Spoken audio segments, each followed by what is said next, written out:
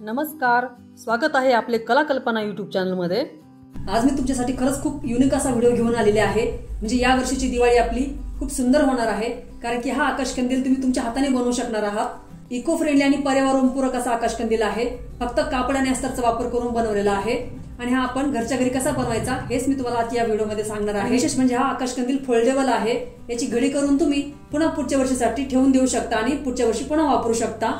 किंवा हा तुम्हाला कुठे बाहेर गावी द्यायचा असेल किंवा परदेशात कोणाला द्यायचा असेल, पाठवायचा असेल तर पूर्ण असा फोल्डेबल असा आकाशकंदील आहे। बाजारामध्ये तुम्ही असा आकाशकंदील घ्यायला गेले ते 500 ते 1000 रुपयापर्यंत तुम्हाला असे आकाशकंदील मिळतील। परंतु आज असा आकाशकंदील आपण घरच्या घरीच बनवणार आहोत। खूप सोपा असा आहे। तुम्हाला याचा आकार थोडासा युनिक दिसत असेल त्यामुळे तुम्हाला असं वाटेल की हा थोडासा अवघड आहे बनवायला, पण नाही, खूप सोपा असा बनवायला आहे आणि मी तुम्हाला अगदी सोप्या पद्धतीने सांगण्याचा प्रयत्न करणार आहे। तुम्हाला दाखवू त्याच्यामध्ये हा आकाशकंदील आहे बघा, पूर्ण असा फोल्ड होतो। तर याला तुम्ही अगदी असा घडी करून तुम्हाला कुठं परदेशी पाठवायचं असेल किंवा दुसऱ्या कोणाला गिफ्ट वगैरे द्यायचं असेल तर नक्कीच असा हा आकाशकंदील तुम्ही बाहेरही पाठवू शकता। आणि या आकाशकंदिलाचं वजनही फार काही नाहीये, फक्त कापड आणि अस्तर पासून हा आकाशकंदील बनवलेला आहे। या आकाशकंदिलाला थोडासा कडकपणा येण्यासाठी याच्यामध्ये मी कॅनव्हासचा वापर केलेला आहे। ते व्हिडिओ मध्ये तुम्हाला पुढे मी दाखवणारच आहे आणखी यासाठी काय काय वापरलेलं आहे। हे बघा, हा असा आकाशकंदील या वेलक्रोच्या मदतीने लॉक करायचा आहे। बघू शकता इथे लॉक झाली आहे बाजू। चला तर मग व्हिडिओला सुरुवात करूयात आणि पाहूया त्यासाठी काय काय लागतं ते। मेन फॅब्रिक म्हणून मी खण कापड घेतलेला आहे। या खण कापडाला मी आतून हा शर्ट कॉलरचा कॅनव्हास चिटकवलेला आहे। म्हणजे कॅनव्हासचे दोन प्रकार असतात, एक कुर्तीचे गळे बनवण्यासाठी वापरला जातो आणि या प्रकारचा कॅनव्हास शर्टच्या कॉलरसाठी वापरला जातो। हा थोडासा कडक असतो, तर हा कॅनव्हास मी यासाठी वापरलेला आहे। या मेन फॅब्रिकच्या आतल्या बाजूला म्हणजेच उलट बाजूला हा कॅनव्हास मी इस्त्रीने चिटकवलेला आहे। या कॅनव्हासची चमकणारी बाजू आतल्या दिशेला करायची आणि वरतून गरम इस्त्री फिरवली की हा कॅनव्हास या कापडाला चिकटला जातो। याच मापाचे मी अस्तरचे तुकडे कट केलेले आहेत आणि अस्तर मी कॉटनच्या कापडातून कट केलंय। पायपिंग साठी दुसऱ्या रंगाचे मी एक खण कापड घेतलेलं आहे। आणखी एक कॉटनचं अस्तर लागणार आहे आपल्याला आतली पायपिंग करण्यासाठी।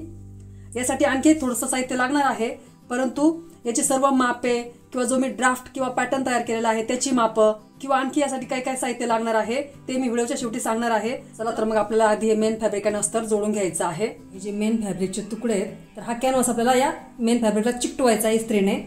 तर या कॅनव्हासची जी चमकणारी बाजू आहे ही या मेन फॅब्रिकवर अशी ठेवायची आहे, हे बघा, आणि यावर अशी इस्त्री फिरवून घ्यायची आहे। मेन फॅब्रिकच्या आतल्या म्हणजेच उलट बाजूवर कॅनव्हासची चमकणारी बाजू ठेवायची आहे आणि वरतून मग गरम इस्त्री फिरवायची आहे। बघू शकता या प्रकारे या मेन फॅब्रिकला हा कॅनव्हास चिकटला गेलाय। गरम इस्त्रीमुळे काय होतं की याच्या मागच्या साईडला हा असा गम असतो, तर हा वितळतो आणि मग याला कापडाला चिकटला जातो। याप्रमाणे सर्व तुकडे मी तयार करून घेणार आहेत। कॅनव्हासच्या मध्यभागी असा चौकोन मी थोडासा कट केलेला आहे डिझाईनसाठी। प्रत्येक या मेन फॅब्रिकच्या तुकड्याखाली हा अस्तरचा तुकडा ठेवायचा आहे। अस्तर मी 1.5 इंच चारही बाजूंनी जास्तीच घेतलेला आहे, जास्ती झालं तर कट करून टाकता येईल आपल्याला। आता या तुकड्याच्या इथे चारही बाजूला आपल्याला 5 नंबरची टीप देऊन घ्यायची आहे। अगदी कडेला टीप द्यायची आहे ही। या तुकड्याने तर चारही बाजूला टीप देताना इथे मी असा सपाट हात ठेवत आहे। असं ठेवल्यामुळे या कापडांना कुठं सुरकुत्या वगैरे पडणार नाही किंवा घड्या पडणार नाही। युट्यूबवर तुम्हाला असे कंदील पाहायला मिळतील, परंतु बनवायचं कसं आहे कोणी अजून सांगितलेलं नाही। तर युट्यूबवर पहिल्यांदाच आपल्या चॅनलवर हे तुम्हाला मी बनवायचं कसं सांगत आहे, तेव्हा व्हिडिओ शेवटपर्यंत पहा। या मेन फॅब्रिकच्या तुकड्यांना अस्तर जोडून झालेला आहे। आता जास्तीचं अस्तर कट करून हे तुकडे व्यवस्थित एकसारखे करून घ्यायचे। इथे या सर्व तुकड्यांचं जास्तीचं अस्तर कट करून हे तुकडे मी एकसारखे करून घेतलेत। आता याला आपल्याला चारही बाजूनी पायपिंग करायची आहे। सर्व तुकड्यांना पायपिंग करायची आहे। पायपिंग साठी मी साधारण 2.5 इंच रुंदीची पट्टी कट केलेली आहे आणि ही पट्टी तुम्ही हव्या त्या उंचीची घेऊ शकता। म्हणजे आपल्याला ही पायपिंग करताना इथे या मापामध्ये कट करावीच लागणार आहे। पायपिंग साठी या पट्टीची सुलट बाजू मी वरच्या दिशेला केली आहे आणि यावर या मेन फॅब्रिकची सुलट बाजू ठेवायची आहे। कोणताही इकडचा कोपरा ठेवूयात। इकडे थोडंसं जास्तीच ठेवायचं आहे, 1/2 ते 1.5 इंच, आणि इथं 1/2 इंच मार्जिन सोडून टीप देऊन घ्यायची आहे।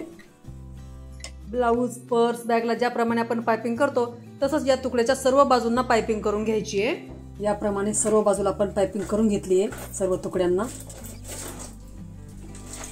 आता अस्तरचे तुकडे घ्यायचे आहेत। याची रुंदी साधारण 4 इंच घेतली आहे। याचे मी जवळपास 6-7 तुकडे घेतलेत। सुरुवातीला काय करायचं तर वरती 1 इंच आतमध्ये फोल्ड करायचंय, इकडनं 1/2 इंच फोल्ड करायचं, इकडनं 1/2 इंच फोल्ड करायचंय आणि पुन्हा एकमेकांवर ठेवून इथे एक टीप देऊन घ्यायची आहे। तसंच याही बाजूला इथे 1 इंच फोल्ड करायचंय आतमध्ये आणि मग इथं टीप द्यायची आहे। ही जी सरळ बाजू आहे याची उंची साधारण 5 इंच भरतीये, तर या पट्टीची तयार उंची आपल्याला 5 इंच ठेवायची आहे। एखादी पिशवी किंवा बॅगला बेल्ट जसे शिवतो त्याप्रमाणे या पट्ट्या तयार करायच्या आहेत. अशा एकूण 5-6 पट्ट्या तयार करून घ्यायच्या. आता यात एका पट्टीला आपल्याला वेलक्रो जोडायचा आहे. हा असा वेलक्रो आहे.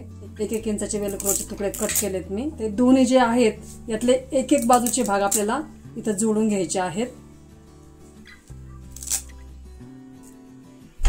असं चारही बाजून टिप देऊन पक्क करून घ्यायचंय. हे तुकडे आडवे न लावता मी उभे इथे शिवते आहे आणि चारही बाजूंनी 2दा टिप देऊन पक्क करून घेते. इथे हे तुकडे उभे जोडल्यामुळे या पट्टीची थोडीशी बाजू शिल्लक राहणार आहे. ती आपल्याला पॅचच्या खाली जोडायची आहे.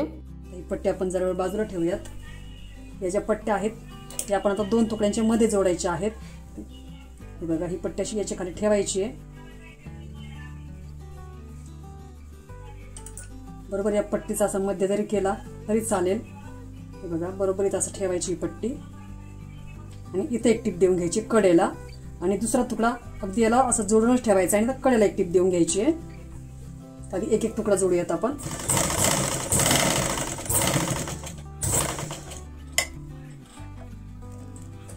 या बाजूला एक फिरवला हा तुकडा आणि आता दुसरा तुकड्याच्या बरोबर सरळ रेषेत जोडायचा आहे.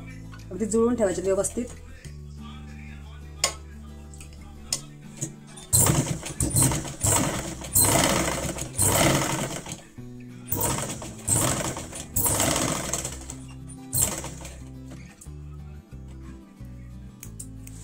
आता 2 तुकडे जोडल्यानंतर हा भाग बरोबर या पट्टीवर ठेवायचा आहे मधोमध आणि इथे एक टिप देऊन घ्यायची आहे. याप्रमाणे आपण ज्या अस्तरच्या पट्ट्या तयार केल्या आहेत त्या 5ही तुकड्यांच्या खाली जोडून घ्यायच्या आहेत आणि हे तुकडे अगदी जवळजवळ ठेवून असे जोडून घ्यायचे आहेत. यापूर्वी आकाशकंदीलचा आणखी एक प्रकार मी आपल्या चॅनलवर दाखवलेला आहे. तो व्हिडिओ तुम्ही नक्की पहा. त्या व्हिडिओमध्ये सुद्धा मी अगदी घरातील साहित्यापासून आकाशकंदील बनवून दाखवलेला आहे अगदी सोप्या पद्धतीने. बाजारामधून तर आपण किती महाग आकाशकंदील आणू शकतो, परंतु आपल्या स्वतःच्या हाताने बनवलेली वस्तू किंवा आकाशकंदील याच्यातली मजा किंवा आनंद काही वेगळाच असतो. तेव्हा तुम्ही नक्की असा आकाशकंदील बनवून पहा. हे तुकडे जोडताना हे बघा, काटाचा भाग एकाच बाजूला करायचा आहे. इथं चुकून माझ्याकडे या बाजूला आलाय तर हा मी उसवून पुन्हा या बाजूला घेणार आहे. आता 5 तुकड्यांच्या मध्ये आपण आतून या पट्ट्या जोडलेल्या आहेत. तर या पट्टीला आपण वेलक्रोचे 2 तुकडे जोडून घेतले होते. तर ही पट्टी या खाली ठेवायची आहे. वेलक्रो थोडेसे बाहेरच्या दिशेला राहिले पाहिजेत याप्रमाणे ठेवायची ही पट्टी आणि इथे एक टिप देऊन घ्यायची आहे. ही पट्टी जोडताना मात्र 2दा टिप देऊन छान पक्क करून घ्यायचंय. ह्या वेलक्रोचे दुसरे तुकडे आपल्याला इकडच्या दुसऱ्या तुकड्याला जोडायचे आहेत या बाजूला. बरोबर हे मार्किंग करून घ्यायचे. दोन्ही अशी मॅच झाले पाहिजे ते बाजू. खडून वाटल्यास आपण इथं मार्किंग करून घेऊयात किंवा अगदी इथं कडेला जोडायचे आहेत. किंवा समजा असं यावर ठेवलं इथं हे दोन्ही तुकडे आणि हे बघू शकता असं बरोबर मॅच करून घ्यायचंय. आता हे हातात बरोबर व्यवस्थित तुकडा काढून घ्यायचा इकडचा.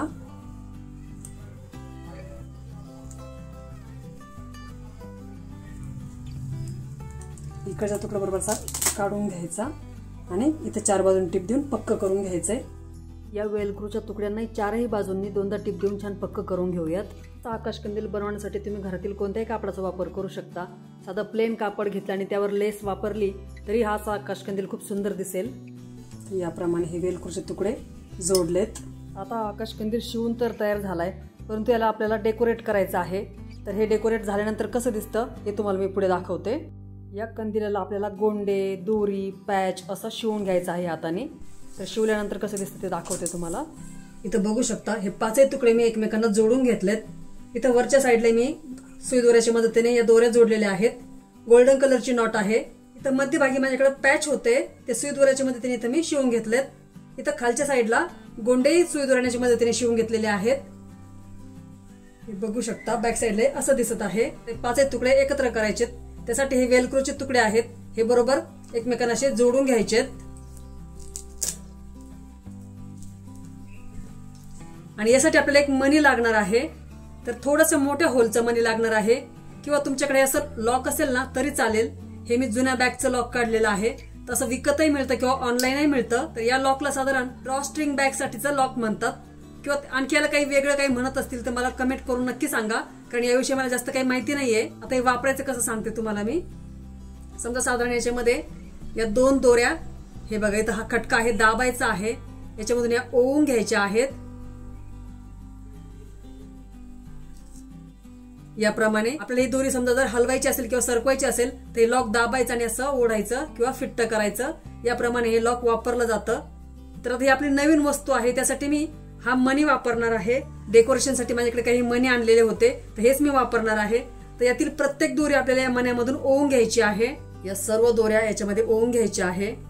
याच्या अगोदर तुम्हाला या दोरीची उंची सांगते मी किती घेतली आहे मी. तर इथे साधारण मी 13 इंच अशी उंची घेतली सर्व दोऱ्यांची. तुम्हाला हवी असेल तर तुम्ही या दोरीची उंची कमी जास्त घेऊ शकता. इथं मणी मोठ्या होलचा घ्यायचा आहे, कारण की सगळ्या 5 दोऱ्या याच्यामध्ये केल्या पाहिजेत एकाच वेळी. एकाच बाजूने हे सर्व दोऱ्या ओवून घ्यायच्या आहेत. बघा हे सर्व दोऱ्या याच्यामध्ये ओवून झाल्या आहेत. व्यवस्थित अशा एकसारख्या करून घ्यायच्या त्या दोऱ्यावरती आणि इथे एक नॉट द्यायची आहे.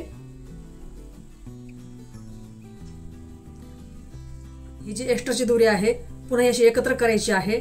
आणि कशाला समजा अडकवायचं असेल तुम्हाला खेळायला किंवा हुकला तर त्यासाठी इथे मी अशी व्यवस्थित हुक सारखी दोरी करून घेते. या पद्धतीने आपला असा हा आकाश कंदील तयार झालेला आहे. हे बघा आता हा मणी आणि या दोरीमुळे आपण याच्यानं असं ऍडजस्ट करू शकतो. आणि इथे मी दोरी अशी हुक सारखी केली आहे बंद अडकवायला. तुम्हाला हवे तर उंचीची दोरी तुम्ही याला जोडू शकता. तर सुंदर असा आपला आकाश कंदील तयार झालाय. तर तुम्ही नक्कीच असा आकाश कंदील या दिवाळीला बनवून पहा आणि हा व्हिडिओ तुम्हाला कसा वाटला हे नक्की सांगा. आकाश कंदील बनवण्यासाठी हा जो पॅटर्न बनवलेला आहे तर याची माप सांगते तुम्हाला मी. तर मी एक साधारण आयताकृती कागदाचा तुकडा घेतला होता आणि हे बघा इथून एवढं माप 5 इंच आहे,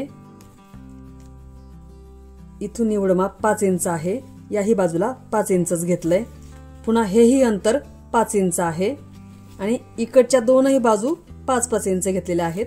म्हणजे सर्वही बाजू 5-5 इंचच्या आकारामध्ये घेतलेल्या आहेत. तर या आकारामध्ये मग मी मेन फॅब्रिकच्या तुकड्यांचं कटिंग केलंय. आणि या पॅचला मी इथं मध्ये साधारण 1.5 बाय 1.5 इंचाचा स्क्वेअर आखलेला आहे आणि हा तुकडा कट करून घेतलाय. म्हणजे इथं आपल्याला अशी खिडकीसारखं तयार होईल आणि जेव्हा मग आपण आकाश कंदील लावू तर या खिडकीमधून आपल्याला उजेड छान बाहेर दिसेल. हा कंदील बनवण्यासाठी फक्त मेन फॅब्रिक, अस्तर, शर्ट कॉलर, कॅनव्हास, कोंडे आणि नॉट एवढंच साहित्य लागलेलं आहे. या कंदीला तुम्ही तुम्हाला हव्या त्या पद्धतीने आणखी डेकोरेट करू शकता. खूप मेहनतीने हा व्हिडिओ बनवलेला आहे. तेव्हा हा व्हिडिओ जास्तीत जास्त शेअर करा आणि व्हिडिओ आवडला असेल तर व्हिडिओला लाईक करा. आणि युट्यूबने एक नवीन ऑप्शन आणलेला आहे, म्हणजे तुम्हाला आवडणाऱ्या व्हिडिओला तुम्ही पुश करू शकता. त्यासाठी लाईकचे बटन दाबून कमेंट सेक्शन मध्ये जाऊन 2दा हाईपच्या बटनवर क्लिक करायचं आहे. असं केल्यामुळे आम्हाला काही पॉइंट्स मिळणार आहे आणि आमचा व्हिडिओ थोडासा पुढे जाणार आहे. तर नक्कीच आपल्या चॅनलला सपोर्ट करा आणि हा व्हिडिओ जास्तीत जास्त शेअर करून चॅनलवर जर नवीन असाल तर चॅनलला सबस्क्राईब करा. चला तर मग भेटूया अशा छानशा नवीन व्हिडिओ मध्ये. तोपर्यंत खुश रहा, मस्त रहा.